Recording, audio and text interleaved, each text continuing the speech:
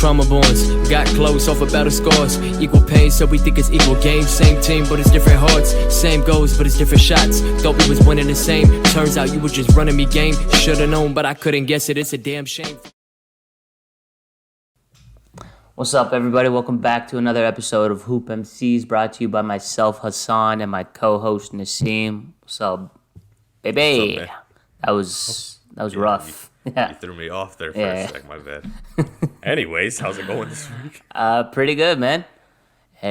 Some news in the NBA. Start off with LaMarcus Aldridge officially retiring due to a heart condition. That caught me off surprise, I'm not going to lie. So, yeah, I didn't.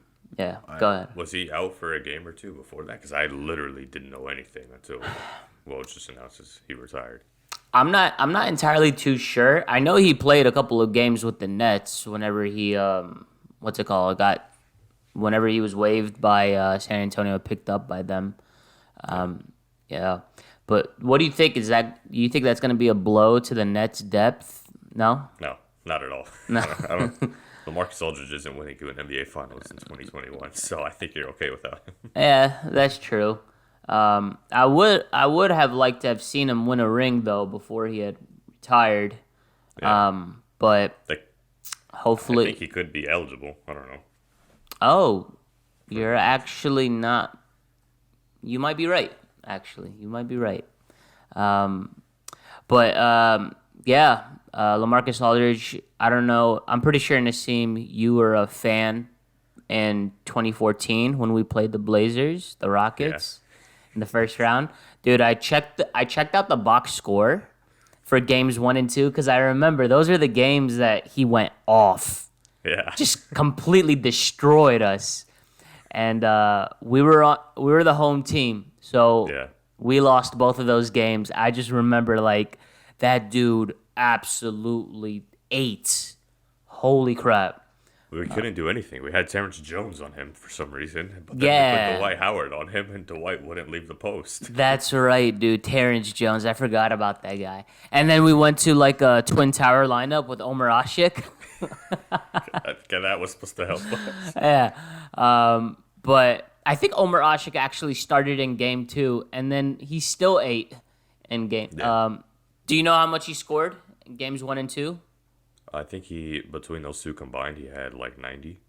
Yeah, 46 and 43. Yeah.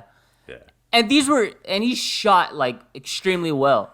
You would think there would be a cool down between games 1 and 2. No, the guy improved. He went from shooting 55% to 64%.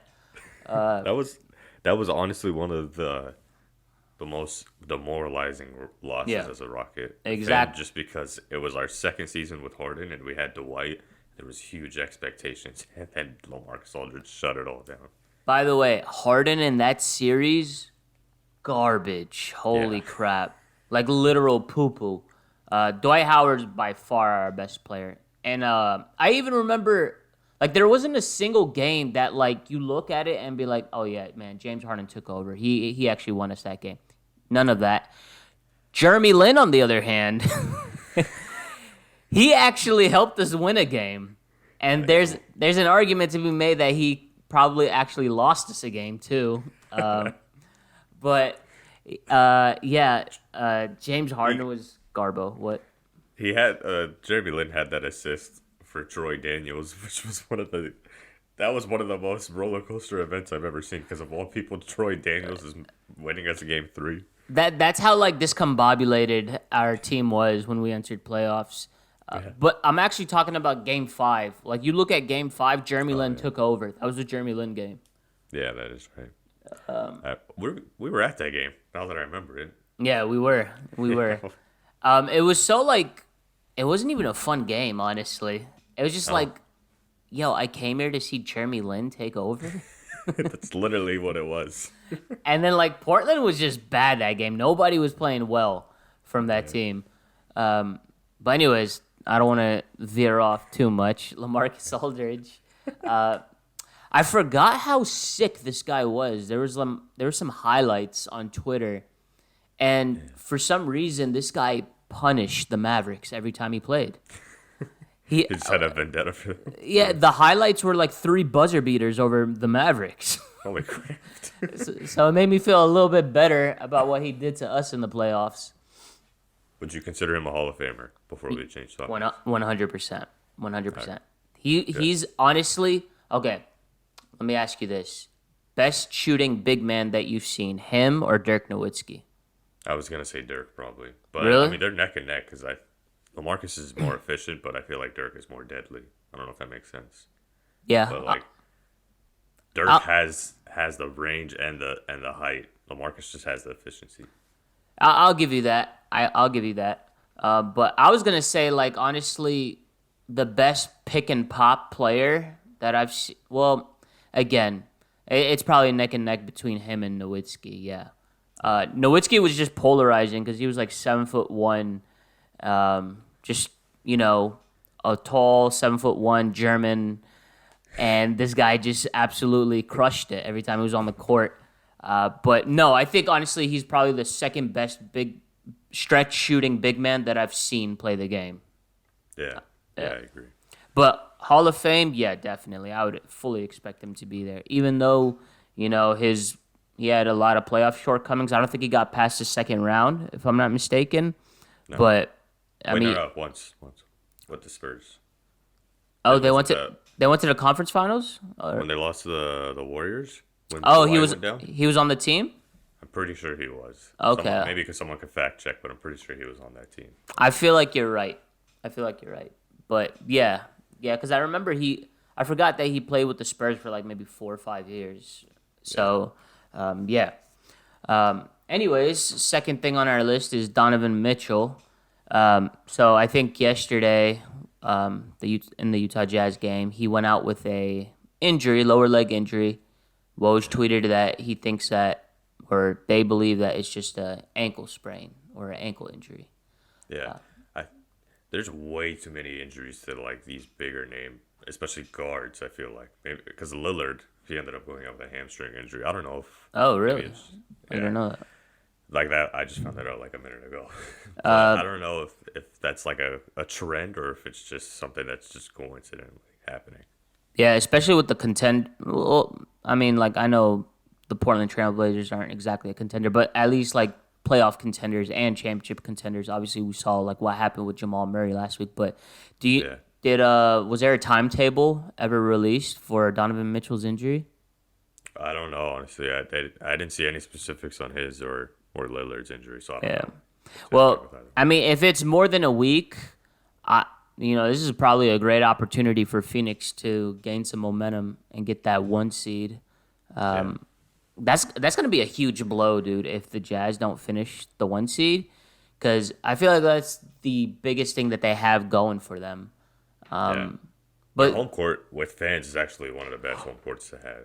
Or actually, it could be a blessing in disguise because the Lakers are in the 4-5 seed, so they can avoid them until the conference finals. But yeah, we'll see. Obviously, Anthony Davis was cleared to return. Was LeBron cleared or not yet? Not yet, no. Okay. Well, yeah, I mean, I'm not exactly too sure about the standings. Actually, I got it pulled up right here. Denver has like a 2-game head on the Nuggets, and Clippers played more games, but they only got 1 loss less than the Nuggets. So I mean, like, I think it's not wrong to say that the Clippers are in control of their own destiny for the 3rd seed. So like we could potentially be seeing a Denver Lakers second round or first round matchup. So if the Jazz do slip, it could potentially be a blessing in disguise. Yeah. Yeah, I mean, because, again, you want to avoid the Lakers at all costs. Yeah. And who knows, maybe LeBron and AD, they're not in sync with each other just for missing, like, the whole season, and you get lucky and slip by them. That's true. One of the first 2 teams. I don't know. Yeah. No, valid point. Speaking of the Jazz, we got some news that they're going to... or an ownership stake was purchased by Dwayne Wade. Very random. Very random. I had to reread the headline when I saw it. I don't know where that came from at all. Do you understand anything about it? To be honest with you, I was a headlines reader Yeah, when same. that came out. I never read too much into it. I know it's just an ownership stake, so he's probably like a minority owner. Don't take our words for it, but yeah, it would just be really really bizarre. It's just really bizarre for him to be having an ownership stake with Utah. You know? Yeah, of all teams, maybe well, no, he didn't even have really like a relationship with Donovan Mitchell, so I don't know. Honestly, I would figure it would have. Wait, does he? Chicago. Not like. Well, I was thinking of Chris Paul type relationship where he was like a mentor or whatever, but I don't think D Wade had that with Donovan that I know of. Yeah, I'm not sure either, but Like Chicago or Miami, why Utah of all places? Bulls would have made sense. Miami, even Cleveland. Hell, he played there, but but yeah, I don't know. Anywho, new topic. Ben Simmons. Yeah.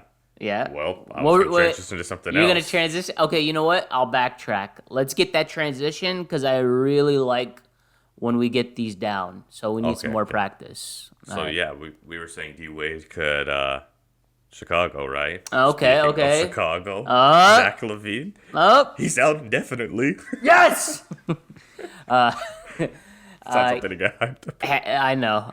It was actually pretty like, it wasn't the best, but it was impressive nonetheless. Thanks. But yeah, no, you're right. What's his name? Zach LaVine out with health and safety COVID protocols. The Bulls suck, dude. Yeah. They traded. Who do they trade for Nikola Vujic? I think they traded 2 first-round picks, right?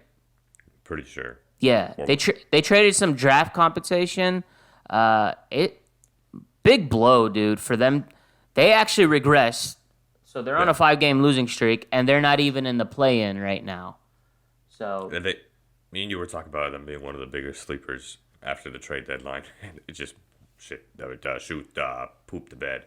yeah, well, I mean, like obviously, when you make a huge trade like that, you get an all-star to pair with Zach LaVine, Yeah. and you're worse than before. It's demoralizing.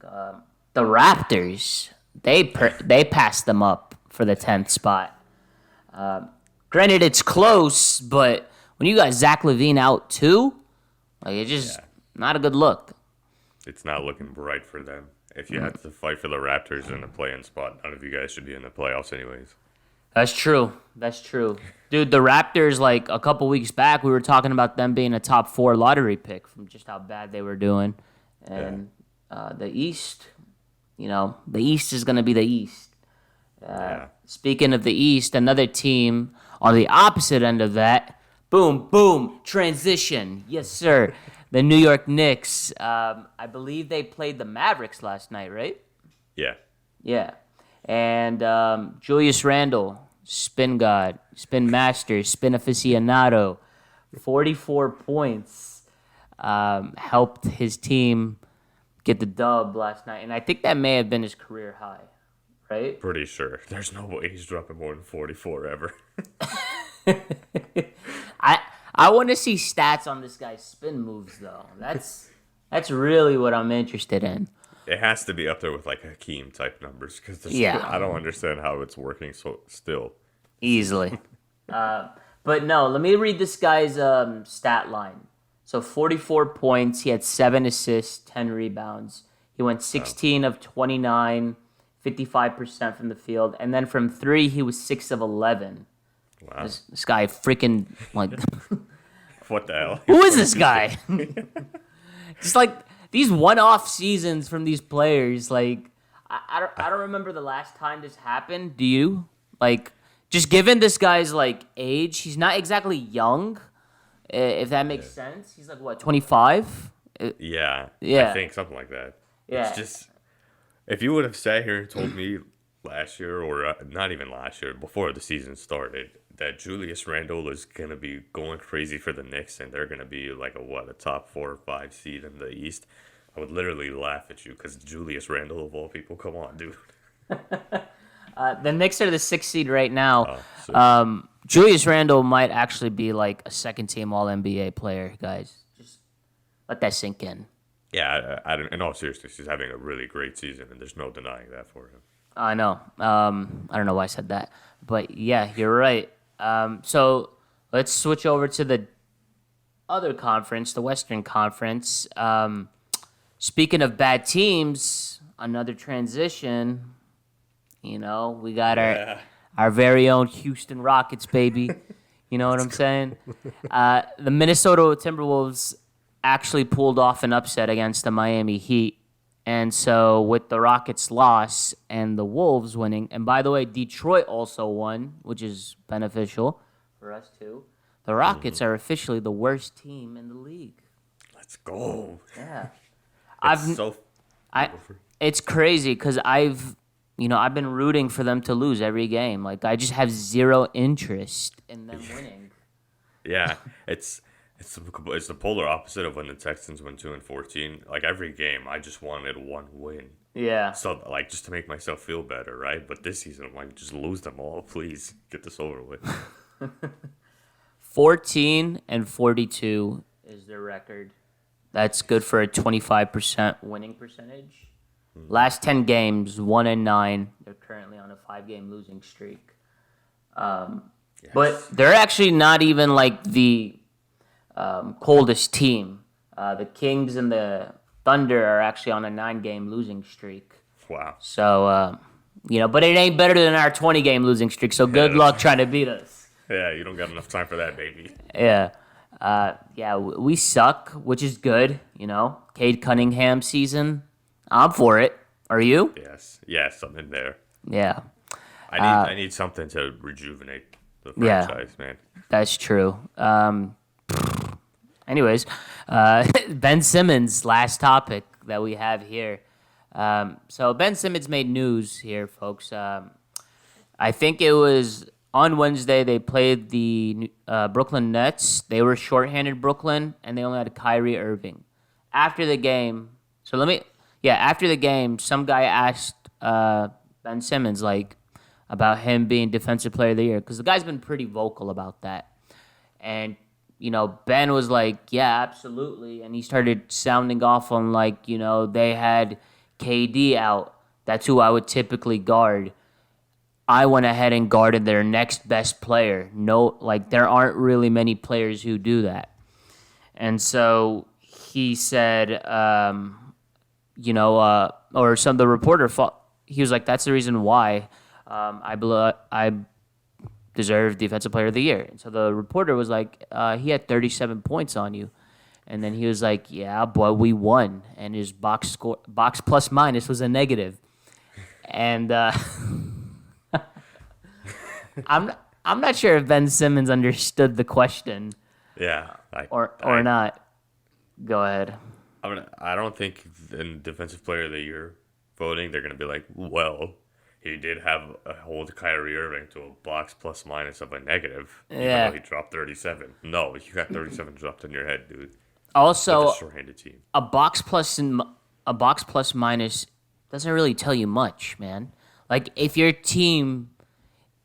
are scoring in high volume and your team loses, there's a pretty good chance that you're gonna have a negative box plus minus. But it's also not like Kyrie Irving shot poorly from the field. This guy actually went off. Like he had a great shooting night, statistically speaking. Yeah. But yeah, Ben Simmons is really starting to piss me off, man. Like he wasn't in our good graces to begin the season. Never. Can you imagine him saying this in a Rockets uniform? I'd have a tough time defending this guy. Dude, that would actually be worse than having Boogie Cousins as their starting center. What was that about, by the way? I have no idea. Boogie is actually on the Clippers, right? He's yeah. So, but no. Yeah, go ahead. Ben Simmons, sorry, I keep cutting you off. Ben Simmons does that thing where he always talks vocally about what award he should be winning. First, it was Rookie of the Year for the third time he was a rookie, and then now Defensive Player of the Year. If you need to talk that much about getting an award, you clearly don't deserve it. Yeah, that's true. Well, it was also, to be fair to him, Donovan Mitchell kept talking about that, and it was a race between them two. Yeah. You know. But the Sixers this year, like with him and Joel Embiid, they've been very vocal about like the MVP. Like they're so focused on these individual awards. It's just annoying, man. Just play ball, Yeah. And Go for the actual goal yeah. of the play. Who do you think wins Defensive Player of the Year, by the way? Do you think Rudy Gobert gets it or Ben Simmons? Even though we just disguised Ben Simmons right now, I'd still rather vote for him than Rudy Gobert ever. That guy is not a Defensive Player of the Year. Yeah, I mean, he's always leading the league in block shots, I think. So He's 8 feet, so he has to. yeah, that's true. Yeah. One final thing that I wanted to talk about, because I know that was our last thing, was Steph Curry. I know we keep going back and forth with this guy, but he's been balling out, man. Like, this guy's been dropping 30, 40, 50 burgers, like, game after game after game. Yeah, he's looking really good. Yeah. I would like to see him in the playoffs. I think I want to see some Steph magic in the playoffs. Yikes. I don't want him to embarrass himself, not going to lie. I think it's better left him being out of the playoffs. Maybe the play-in, give him a shot, but playoffs he's going to get shut down, I think. You mean to tell me you'd rather see the Grizzlies in there over the Warriors? Yeah. Give me some young guys that, that aren't Kelly Oubre or Andrew Wiggins or Draymond Green, for God's sake. So a Phoenix Golden State matchup doesn't excite you? Any matchup with Golden State doesn't excite me, really. Just because it's going to be the only person who's going to be able to perform on the Warriors is Steph, but the whole game plan of the other team is to stop Steph. So it's just, it's going to make him look bad, I feel like, or worse. Okay. I'll give you that. I'm defending him, right? But if he gets it's our fault. That's you are. I'm thinking purely from an entertainment standpoint. I would like to see him there. Memphis is a strong team. Like, yeah, I wouldn't mind seeing them in there. Just for God's sake, please, anybody but the San Antonio Spurs. Just because San Antonio just seems such a boring team. Yeah. You got Golden State and the Mavericks, Memphis, San Antonio. I think it's fair to say that it would be exciting for any of those top three of the four teams. 'Cause San Antonio's number 10. Any of the top three of those four teams in the play-in tournament playoffs, I'd be happy with. So, yeah, I agree. As long as it's not the Spurs and whoever, I think it'll be fun to watch. Maybe. Yeah, I'm excited to watch Luka Magic. That's really what it boils down to. Yeah. You're always excited to watch it. Anyways, we appreciate you guys for sticking around, tuning in, listening, or watching on YouTube. We could be found there, or you can listen to us on Spotify and Apple Podcasts. Make sure you but follow us, subscribe, leave a review. We really do appreciate it. You can find us on our social media at HoopMCs for both Twitter and Instagram. Before I wrap this up, Nassim, you got anything else left to say? No, appreciate the support as always, guys, and we'll see you next time. Peace.